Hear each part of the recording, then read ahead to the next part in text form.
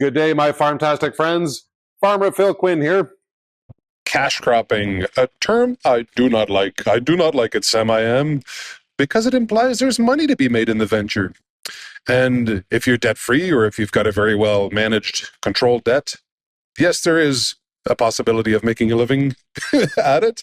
But if you're starting from scratch, I don't know. For me, the math just does not work. So I'm anxious to hear from the professionals in the field as to how they go about making a living at it. But hang on a second. What is cash cropping? Otherwise known as row cropping for the rest of the world. Row cropping, mostly corn, soybeans, wheat, maybe canola in there as well. That's what it's all about. So for more insight on cash cropping, here is this week's Farm to Food podcast. Enjoy.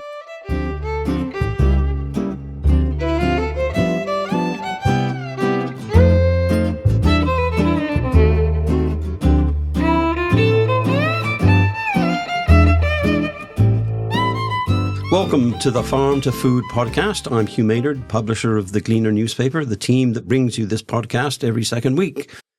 The theme of this episode is cash cropping, and it's a term that's very familiar to farmers, perhaps not to the wider audience, but of course it's about producing grains, particularly corn, soybeans in this area, wheat, barley, also in other parts of the country, canola. There's wide range of different kinds of crops that get produced, but the main thing is those crops are produced for sale. Traditionally, farms were, particularly in this area, they were mixed farms. The crops were grown to feed the animals, the dairy, the poultry, the hogs, and then if there was a bit of surplus, it was sold off. But generally speaking, it was kept on the farm. Now today, it's changed dramatically. And there are quite a few farmers, particularly in this area of the Chateauguay Valley, who just grow crops. That's all they do. So that's what we're going to do today. Take a deep dive into cash cropping and its contribution to Canadian agriculture across the country. For our first interview, we're heading to the Canadian prairies, to Lanigan, Saskatchewan, to speak with a farmer who produces grains and eggs, is also the executive director of Farm and Food Care Saskatchewan, and just really passionate about telling people about farming.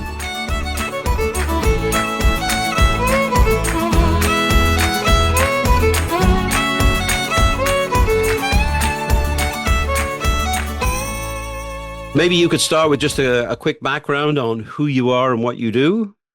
Sure. So my name is Clinton Monchuk. I am a fourth-generation farmer from Saskatchewan. I'm also the executive director of Farm and Food Care Saskatchewan and Canadian Food Focus based in Saskatoon. So I wear a couple different hats.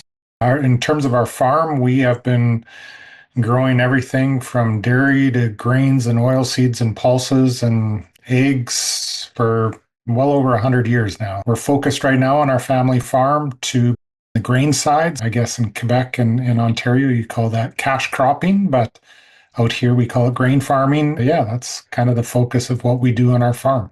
Yeah, it used to be that there were small mixed farms that had dairy or pigs or something, and then they grew the crops for the animals and perhaps sold a little bit extra at the end of the year. I know it's different out west because there was a lot of grain farming right from the beginning.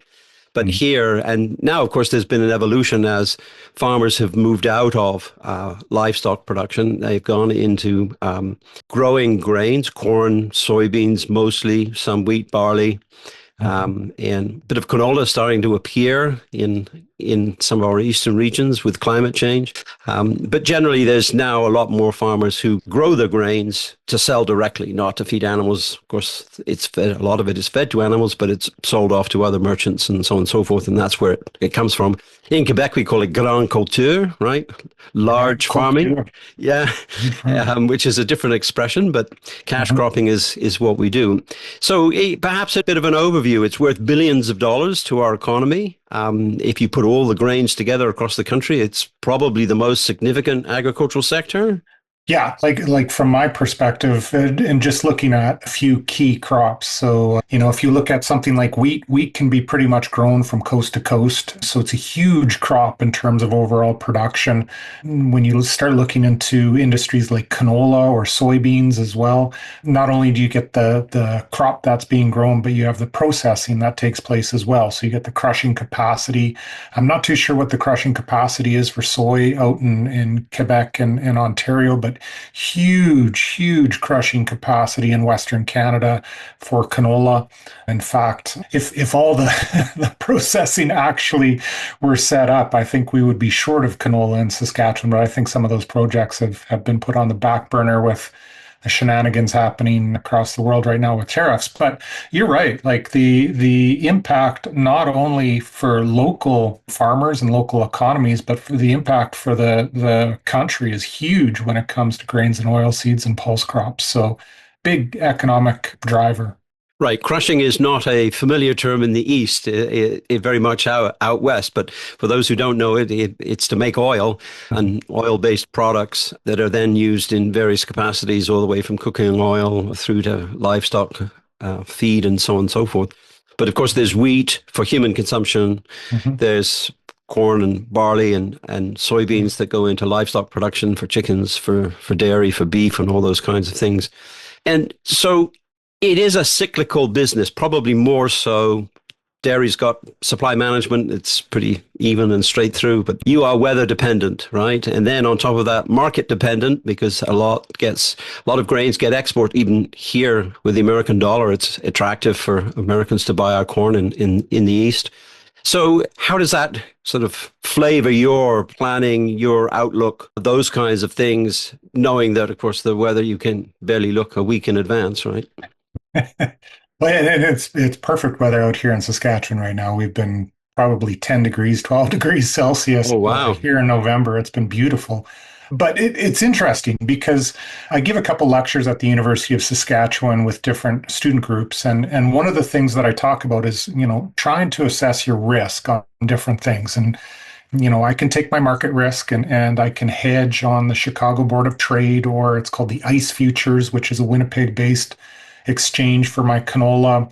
I can try and look at hedging my fuel costs and fertilizer costs, all these things like that.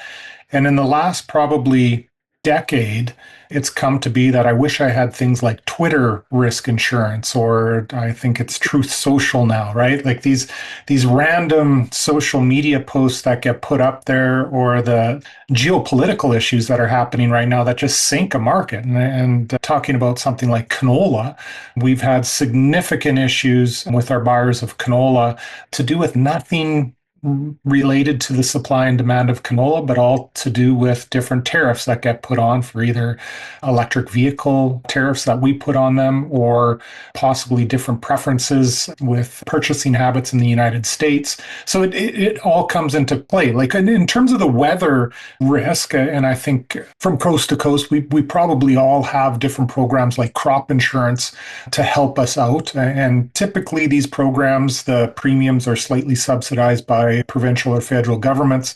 So it's helpful in that kind of array of trying to manage your risk. But remember, crop insurance is based on your historic yield. So if you have crop failure after crop failure after crop failure, just goes down. Yeah, it just keeps on going down. So, and that actually ends up proving to the system that you're a higher risk as well. So your premiums go up, your coverage goes down. It makes it tougher and tougher to make a profit on that. But yeah, there's tons of different risk out there. We try to control as much as possible on our farm. And like you said, a lot comes into factor then. And when we do our numbers to try and figure out what makes the most sense. And then you get a war in Ukraine, which drives the price of fertilizer through the roof. And fertilizer is a major input for all cash croppers.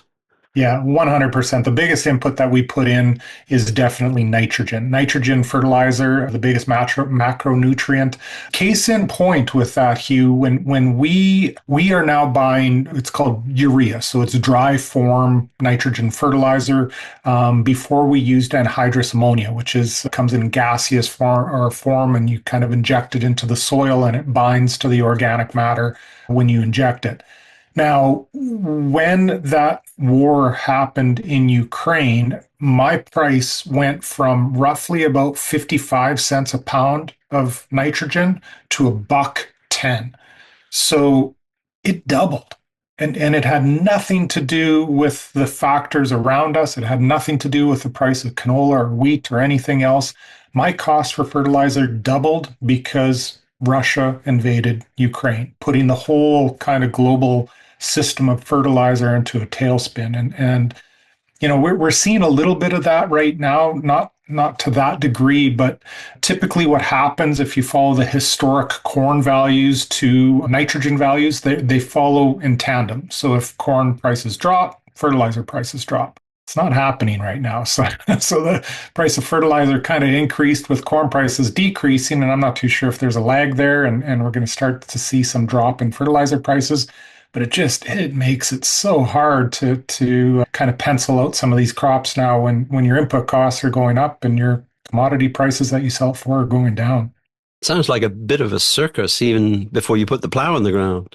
Oh, 100%. And that's what it is. And sometimes it happens in the reverse. So it's beneficial for farmers who are growing crops. But, when it doesn't and you're hitting that kind of unfortunate disequilibrium, it can hurt quite a bit. And I think there again, if trying to manage your own farm and trying to manage your input costs and your production, that's what makes or breaks a lot of farmers nowadays. And there's also, if the weather and international trade and input costs, and you've also got to deal with the environment, right? We're in an era where people are more aware and we're using chemical inputs. And how does that factor into your thinking or your planning in terms of your operation?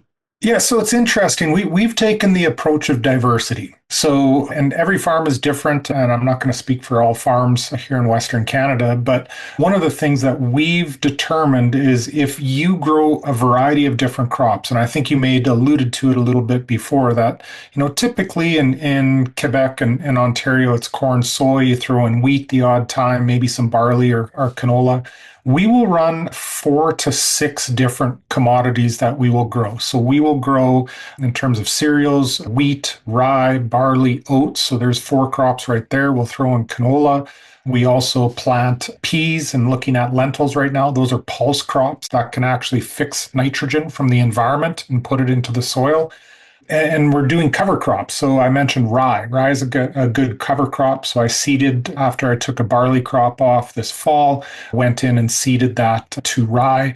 Again, we're just trying to diversify some of our risk. You made mention of the changing climate. It's interesting because I was chatting with my dad about this, and he said, when you kind of shorten your window of history, things look pretty volatile in terms of climate. But he made the comment, he said, we've had years where we've had snow in September. We've had frost every month of the year on our farm. And then we've had, some years where we don't actually get a decent snow until January. So he's kind of, when I complain about some of the changing weather patterns, he just kind of kicks up his legs and says, give me a coffee and I'll talk to you about some of the history that I've had to deal with. Nothing new to him, right? No. So, and again, you try and, again, to your point, try and manage as best you can. And we feel that's one way of managing, having a diversity of different crops. But aside from that, as much as I try and change the weather, I can't change the weather. So I'll try and adjust as best as I can going forward. And what about soil health? Because cropping in general, it used to be, plow the fields in the fall and leave them bare over the winter. And of course, a lot of soil erosion. And now we're into an era of, as you say, cover crops where you seed something down. In my area with climate change, we can now do winter wheat quite nicely, which wasn't possible 30, 40 years ago. And so soil health it's the lifeblood of cash cropping, right? If you don't have good soil, you don't have a crop. What are some of the things that you're looking at in terms of soil health? And I'm very intrigued about things like technology, drones that help you identify and data and mapping and all that kind of stuff.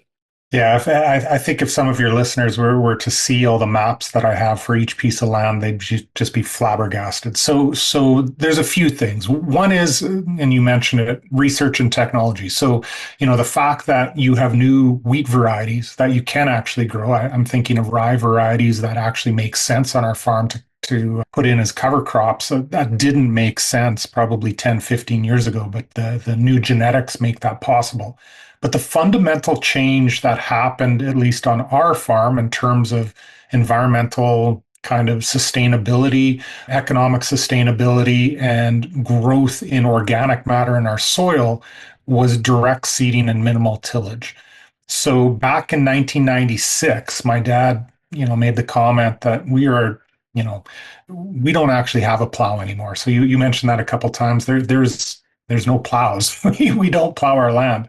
We go right in. We leave that all the straw that was left over from harvesting the year before, that ends up staying on the soil. And I go in with it. It's called a precision drill. And what it does is it minimally, or I think it's a zero disturbance. So it just opens that ground slightly for me to put the seed and fertilizer. And because we put fertilizer like nitrogen that could burn the crop, we offset it with a disc that goes in to put in the nitrogen. So we're not disturbing that soil, because if anybody has been through a windstorm that has a dry, dusty kind of soil blowing around, you'll realize that that's your lifeblood. You do not, if we don't have good soil to farm, we're not going to have food. So we want to protect that soil as best as we can. And we're using some of the best modern technology to do that. So we soil test every piece of land every year. That draws what we call a variable rate. It's called a SWOT map. I actually don't know what the acronym stands for, but you create this map. And when I'm planting my fields, it takes into account each acre of land. So an acre, I know you guys deal in hectares. I think it's 0.4 of a hectare, but roughly the size of a football field. So each acre that I go through, it varies the rate of seed and fertilizer to make sure I'm maximizing the productivity on the land. And I'll give you an example of that. So if we have saline soil, so saline soil means it's fairly salty, adding another fertilizer that's salty to it, it's not going to be beneficial. So before I didn't have the ability to change my fertilizer rates when I'm going over these saline soils. Now what happens is the fertilizer completely shuts off. I don't put any fertilizer on that ground, and I actually increase the amount of seed that's going there. So the idea is to try and soak up some of that salt and put more organic matter on the soil to let it decompose over time and build up that organic matter. And it's been amazing. Like I look at the depth of organic matter and the productivity of our land since the mid 90s when we started doing this, and it's unbelievable. And obviously some has to do with the new varieties and the genetics that are in some of our crops. But really the fundamental shift was doing this, and we're storing more carbon into the soil. We're producing better crops. And it's all really thanks to this direct seeding and some of the advancements in other things like herbicides, so we can control weeds instead of tilling them up. So yeah, there's lots. I could speak for hours on this, Hugh, but it's super interesting stuff. All right, so I'm going to corner you. So what's the one thing that's most important Canadian cash cropping that you think our audience should pay attention to or know about? Oh boy. You know what? I'm going to say, and maybe a catch-all word for this is sustainability. And what I mean by that is I'm the fourth generation farmer that's, planting crops on our land. My great-grandfather started this back in 1906. He was one of the original homesteaders from Eastern Europe that came out. We have done everything with our family through these ages to make sure that the next generation has a shot. So I have a son. And my son is right now 16 years old and has hopes and aspirations of playing or pitching in the major leagues. But if that doesn't happen, he wants to farm. So I want to make sure that farm is sustainably producing food, so he has an option to go forward and take over that farm, or my daughter or my nieces, whoever decides. But that means I have to respect the environment. I have to listen to what consumers are saying in terms of what they want me to grow, and I got to make money doing it. So if I'm looking at all three of those areas as we make our decisions, and my brother and I are very in unison with this going forward, if we consider all three of those approaches, we'll have a sustainable farm going forward that, one of our kids can take over. If we don't, that's where things go south. And I think that's why a lot of your listeners, if they're interested in learning more, there's numerous different resources out there. Your podcast, obviously one of them, Farm and Food Care, Canadian Food Focus, just great options for, looking to try and find answers, or just simply give me an email. I'd be more than happy to answer anybody's email. And in fact, I've had a couple emails come from Quebec and Ontario in the last year or so, just asking questions about canola. So more than happy to entertain those. Okay, great. We'll put that up on the website once we get this posted. And very crafty of you, answering one thing with three answers. Well done.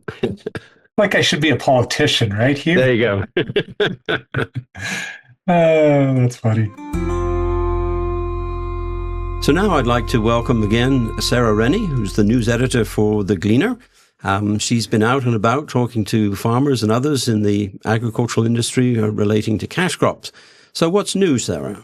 Cash cropping is something that's very, very busy in the spring. It's very, very busy in the fall. So a lot of our farmers have been out in the fields. They have been harvesting nonstop, some of them harvesting through the nights, of course. And with that snow that's, threatening and now here, they are definitely very, very busy people these days.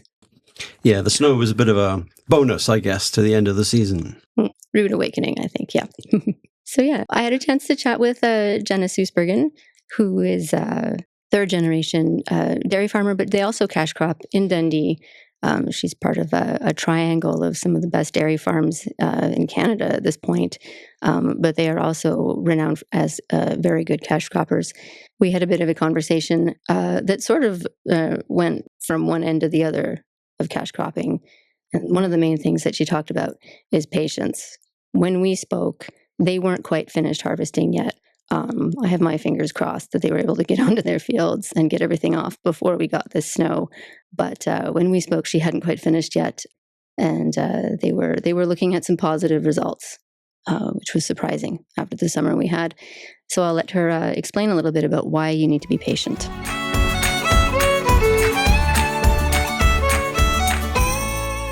I find we're seeing the effects of climate change more and more. Like it's like even 10 years ago when I graduated university, we were planting in April. Like my dad's born on the 3rd of April and was not rare for us to be busy on his birthday. And now if we get in May, we're lucky, It's been a few years now, and you have to be really mindful of that window when it comes in the spring, like when everything thaws and it's time to go. On our farm, we want it to last many generations, so we're really, really mindful of like our soil quality and like texture and being really careful. So it's always like the biggest hesitation, like how long do we wait to not make a mess? We don't want it to go too soon to cause compaction. Like for us, soil health is very, very important.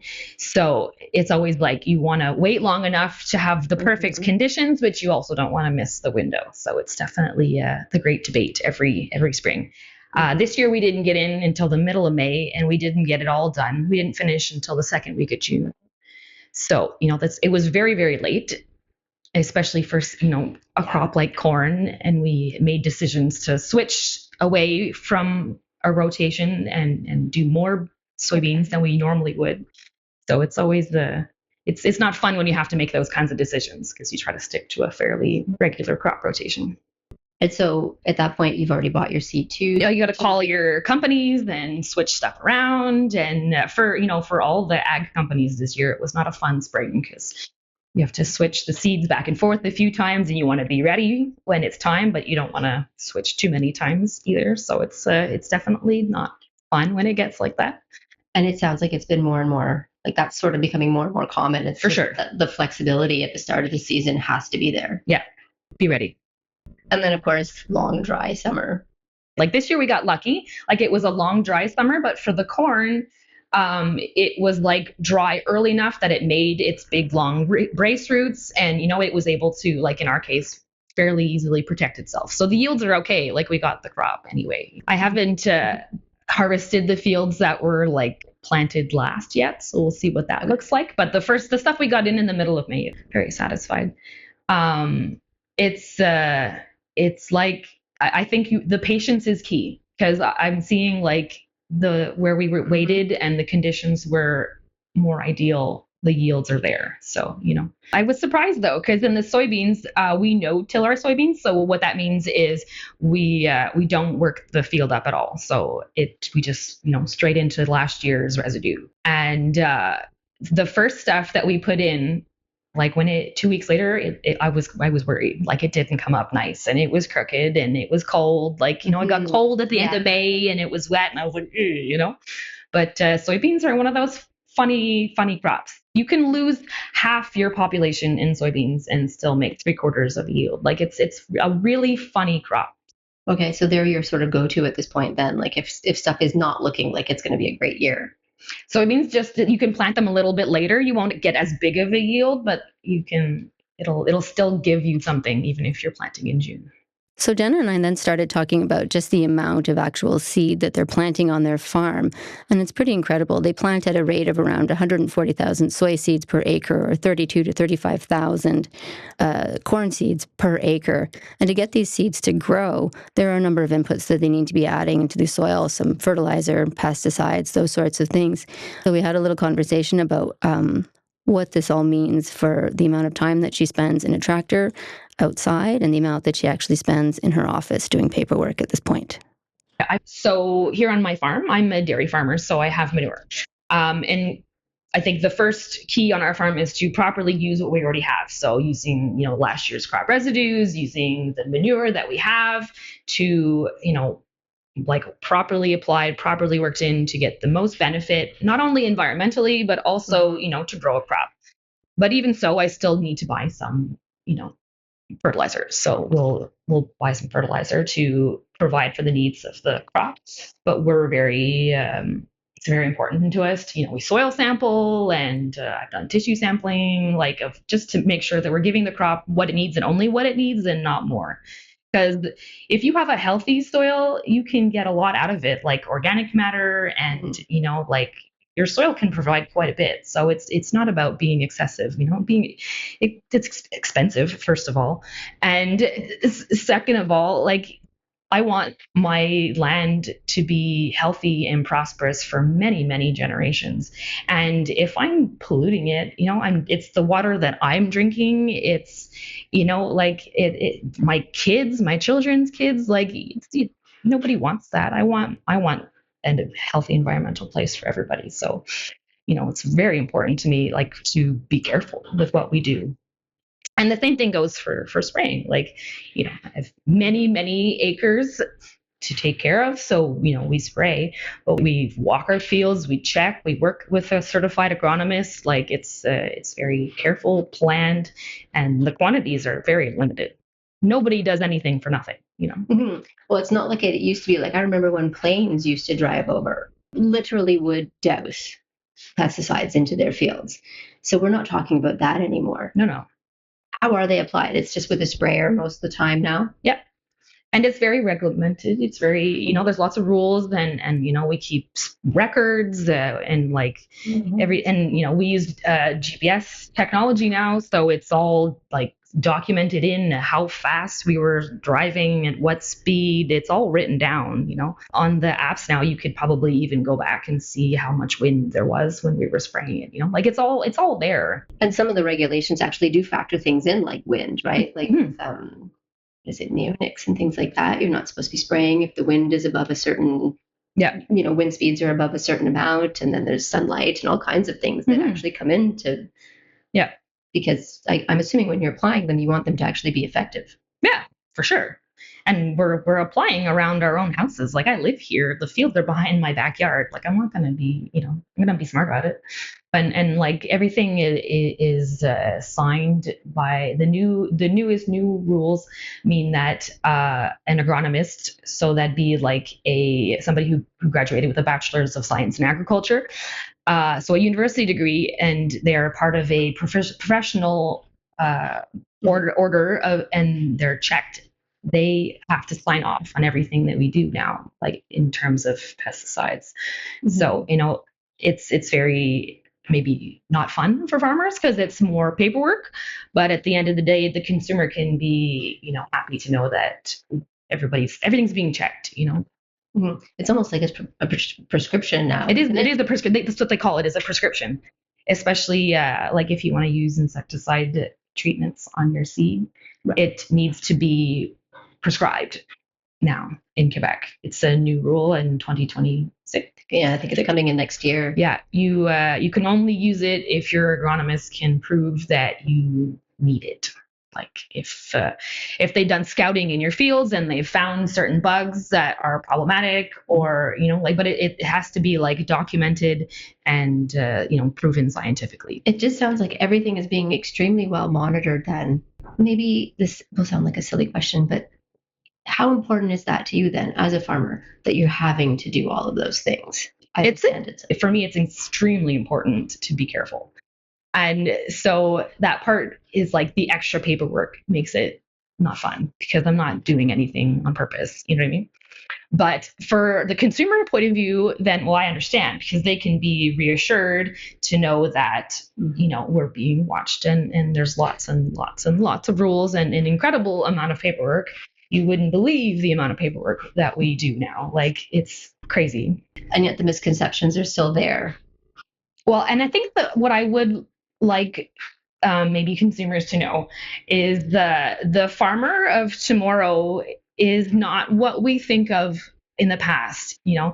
The farmer of today is an educated one and is a business owner. Like we are managers now. Like, you need to be like a mechanic, and you need to, for a cash cropper, you need to be able to follow the trades, because our crops are sold based on the prices of the world market. So I need to know what's going on in the States and what's going on in China, and when do I sell my crops based on what I think is going to happen with the world markets. Like, it's not it's not easy. There's a lot of different aspects to it.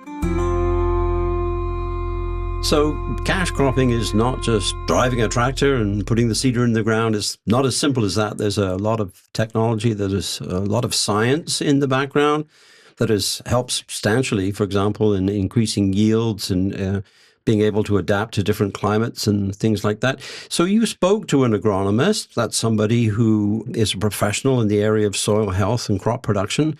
And what did they have to say about cash cropping? Yes, I had a really interesting conversation actually with Sascha Macintosh-Hobson, who is an agronomist with the Uniag Cooperative. So he works in sort of southwestern Quebec and specifically in the Haut-Saint-Laurent area. And we had a really fascinating conversation about how agriculture, like you said, seems so simple, and yet it's really on the fine point of technology. And one of the areas where technology has really expanded the ability of farmers to produce and grow more is in the area of seeds. And of course, that means that we're going to talk about genetically modified seeds. And so he and I had a really great conversation about some of the positives of those seeds and some of the negatives as well.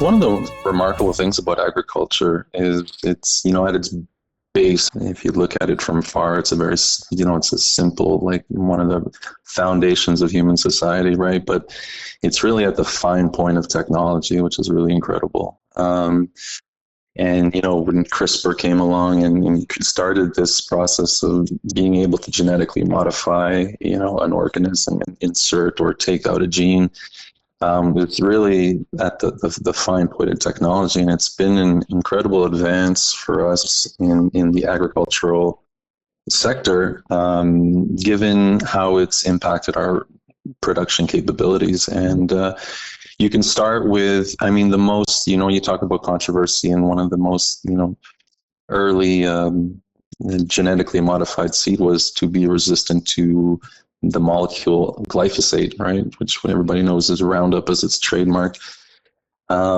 which is a molecule that is very good at killing plants, and so we were able to really, and before, Roundup was, used as it is now. I mean, there's all kinds of different chemicals being sprayed on our fields that were pretty terrible in order to really control as best we can weed populations in the fields we're growing our crops in, because weed pressure is the biggest impact on production.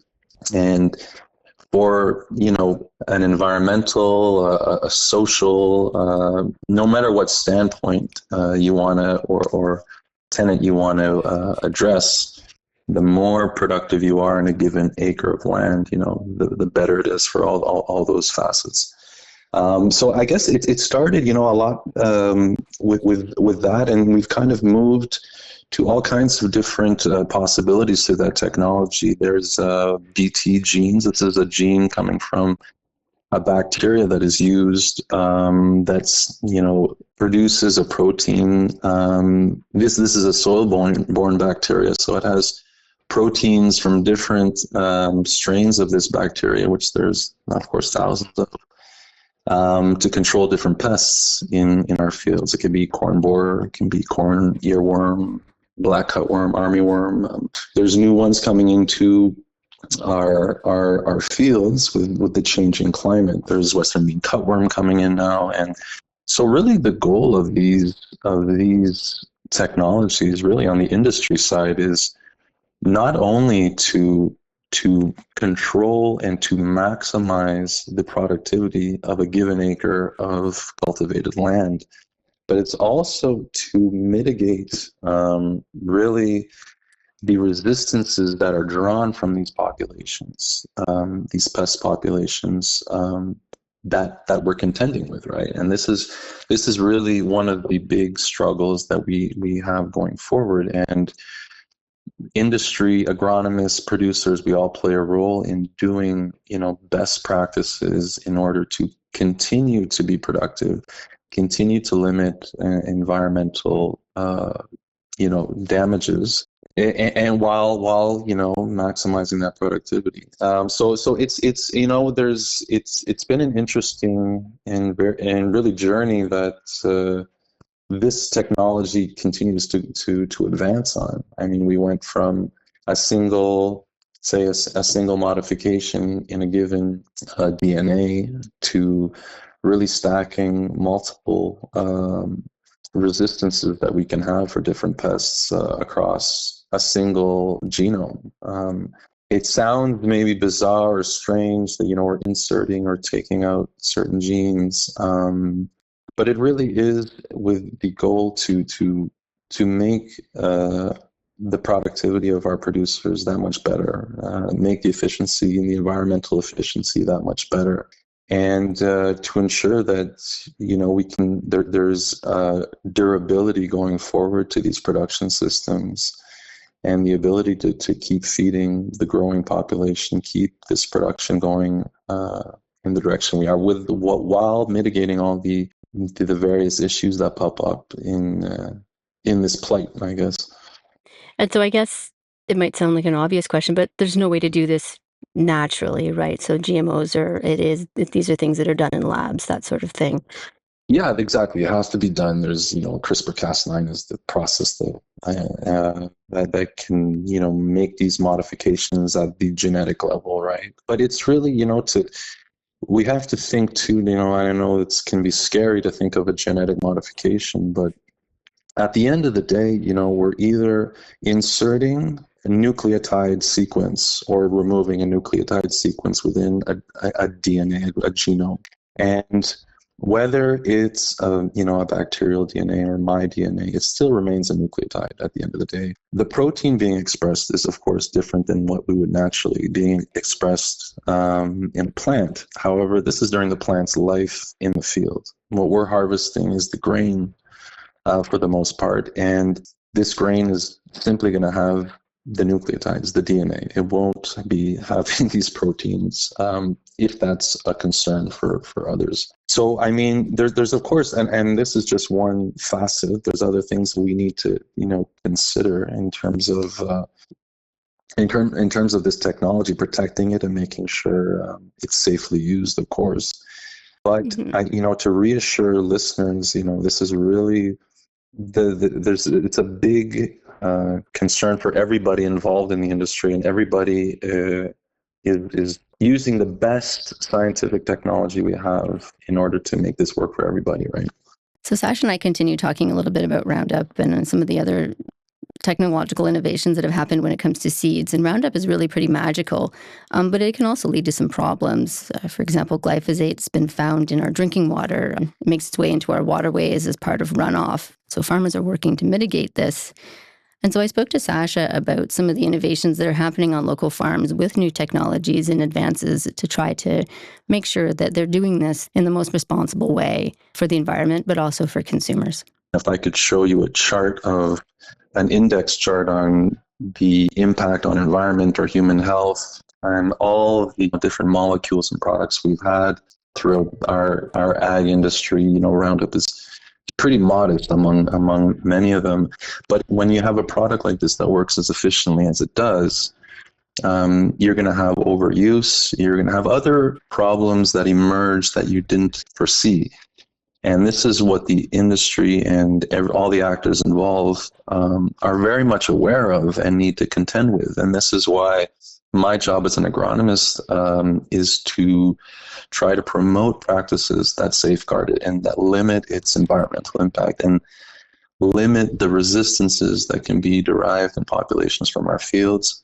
And there's a lot of products or technology coming into the mix now that really helps at mitigating those risks. There's a lot more products that are stacking different molecules, different residuals, and not just using the same one over and over again. Because this is what any kind of, genetic pressure we can apply on weed species, it's going to be that much more intense if it's just the same molecule being used over and over again.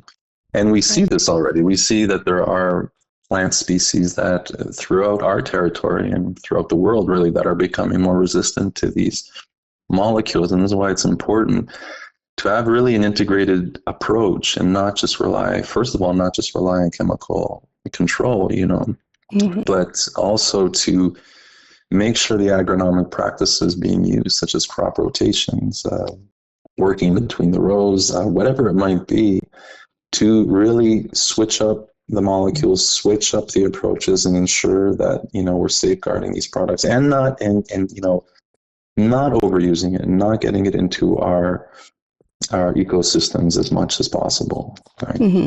So I think on that note, we have fairly strict regulation that's now coming into effect. Yes, that's it. So that's it. And at the end of the day, the producer doesn't want to use an input that he doesn't need. It's costly, and efficiency is really important in agriculture in terms of viability as a business, as a practice. And the public, as well as on the production side, we don't want to see any kind of environmental impacts as much as possible. Nothing is perfect, right? But you have to mitigate as much as possible and have the best approach possible. So there's always going to be things coming out and regulations coming out to try to help us without impacting production, getting us to a more efficient and cleaner production system. And like you said, coming up here in Quebec, we have a new regulation in place where anybody who is going to buy seed that has an insecticide or fungicide coated on the seed, first of all, if you want a fungicide, which is pretty important here in Quebec, given the amount of pathogenic fungi we have in our soils, you still will need to have your certificate, a spraying certificate in order to buy and in order to plant said seed, right?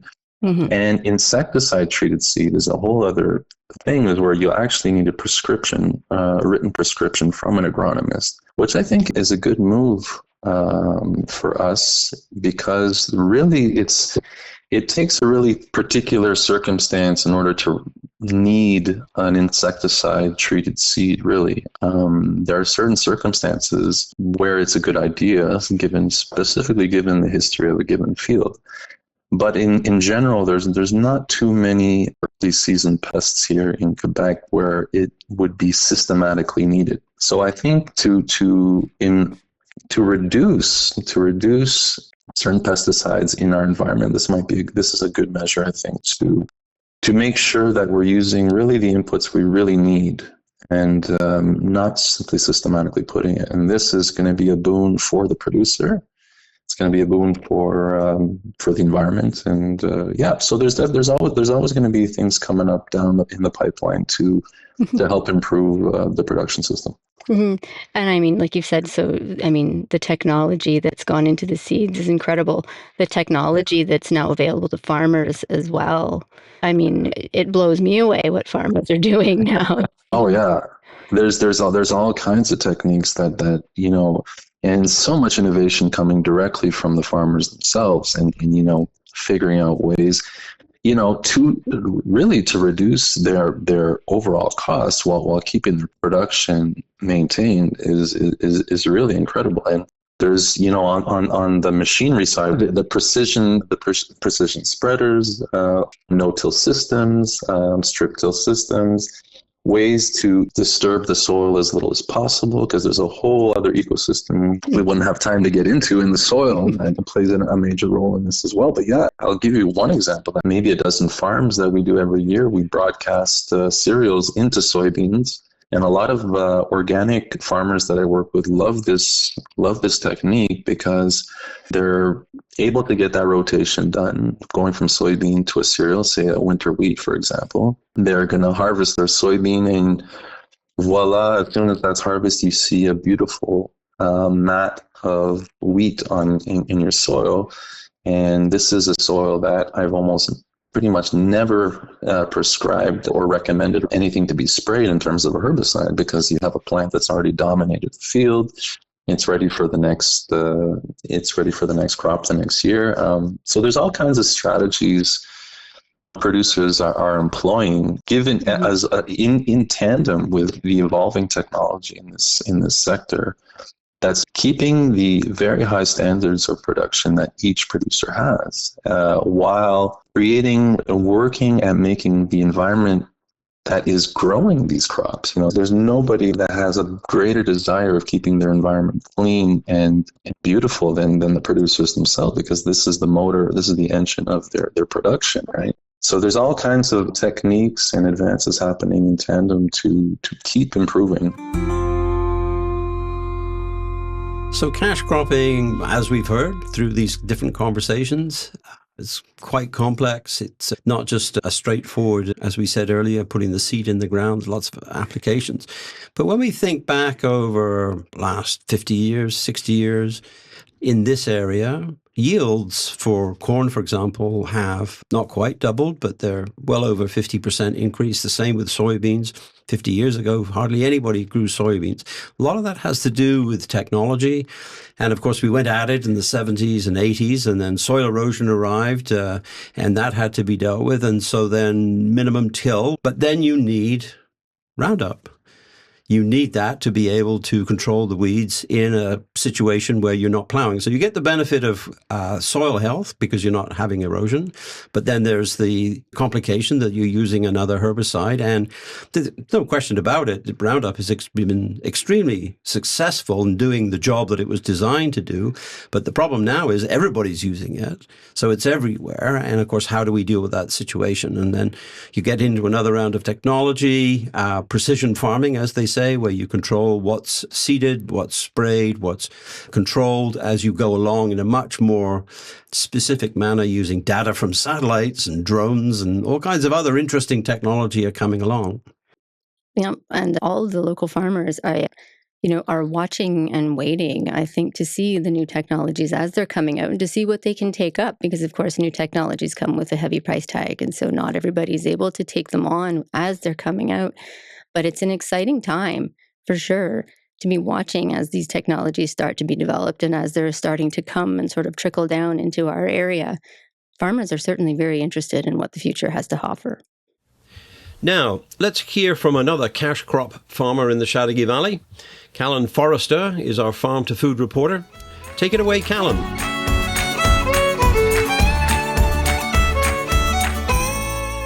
I'm here right now with Marie-Claude de Martin, who is one of the owners of Ferme Agiro Inc., which is a cash cropping farm in Godmanchester. The farm is part of the Alus Montérégie 5-year initiative to improve the environment, and parts of this project include plans to implement practices like erosion control, flood and drought mitigation, carbon sequestration, and the creation of wildlife habitats. She has also put in different landscaping that aims to help with these goals. So thank you so much for being here, Marie-Claude. It's really exciting to be able to talk to you today about this topic. I was hoping you could tell me a little bit about your farm and the kind of cash cropping that you do. We have about 1,000 acres of crop. We do corn, soybean, and wheat. And so it's the farm is near Huntingdon. It's a family farm, right? It's been like 3 generations that you've it's a been family farm. I'm here with my father. He brought that from his father. His father not immigrate, but he's from Laval and he bought the place here in 1969. That's amazing. So you've been, in the business as a family for a while. For the people who maybe don't necessarily know what cash cropping is, I think that sometimes cash cropping is something that people, especially in more urban areas, don't really understand, don't know exactly what that means. So what does that look like versus a different sort of farm? I think the difference, it's some things we grow, it's bigger volume than maybe vegetable. It's because we do especially corn for food for animals, and soybean can be made for the exportation. It can go to the Japan for the non-GMO soybean, or it goes to the animals feed. You can do oil with that. It all goes to the transformation, like the wheat. It goes for bread and all the pâtisserie en anglais. Pastries, yeah. Yeah, bakeries, yeah, that's it. So, and it can go to the feed animal too. Though. It's really interesting that cash cropping is something that it's coming out of the ground and it's not ready to be like eaten right away, right? There's a process of transformation. No. Sometimes people will think that the corn we do in the field, it's like the corn that we eat, the sweet corn, but it's really not the same. The large amount of cornfield is for transformation. Right. And you grow soy, corn, and wheat, correct? Yeah, that's it.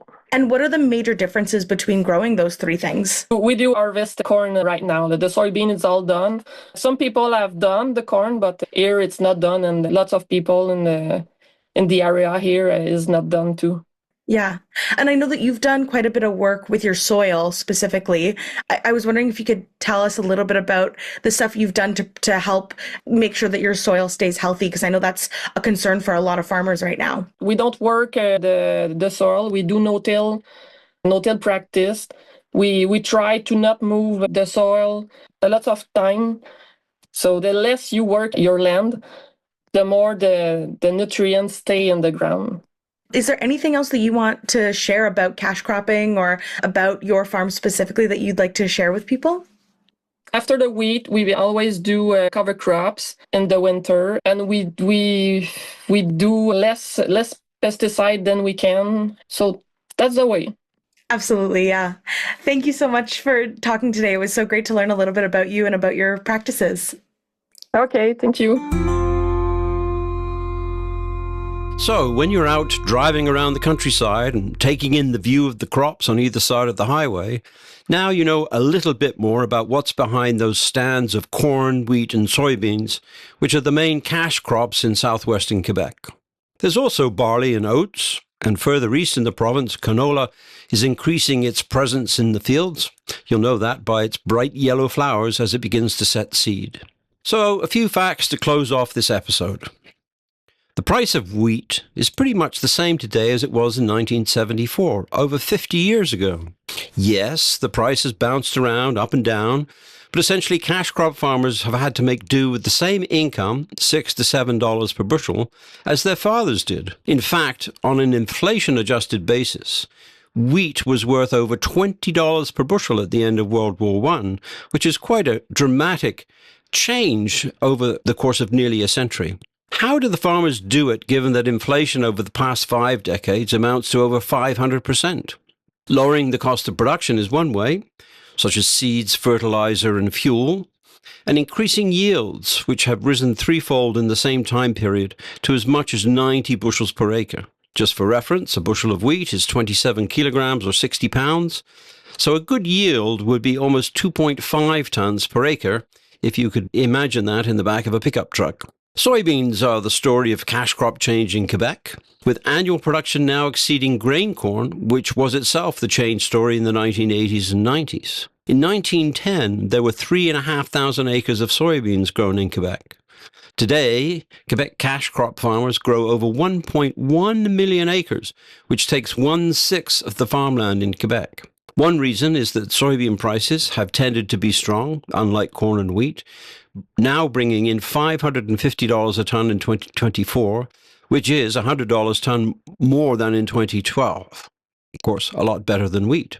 The other reason is that soybeans are a legume, the same family as peas and alfalfa, which means they can fix atmospheric nitrogen into the soil, thereby enriching the soil, reducing the need for synthetic fertilizers, and increasing yields for subsequent crops. Soybeans are also not just for tofu and cooking oil.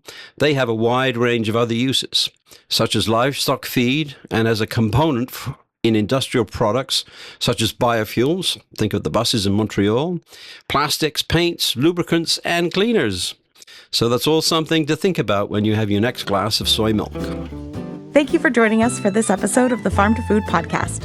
We'd like to thank our sponsors for helping to bring this initiative to life, the Livestock Breeders Association for our studio facilities at the Expo Ormstown Fairgrounds, and Quinn Farm in Notre-Dame de Ile-Perrot for promotional support.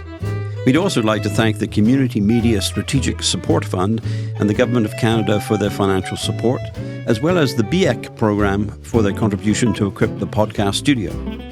This program is made possible by the volunteer directors on the board of the Chateauguay Valley Community Information Services, a nonprofit social enterprise with charitable status. We would love your support to keep this podcast going.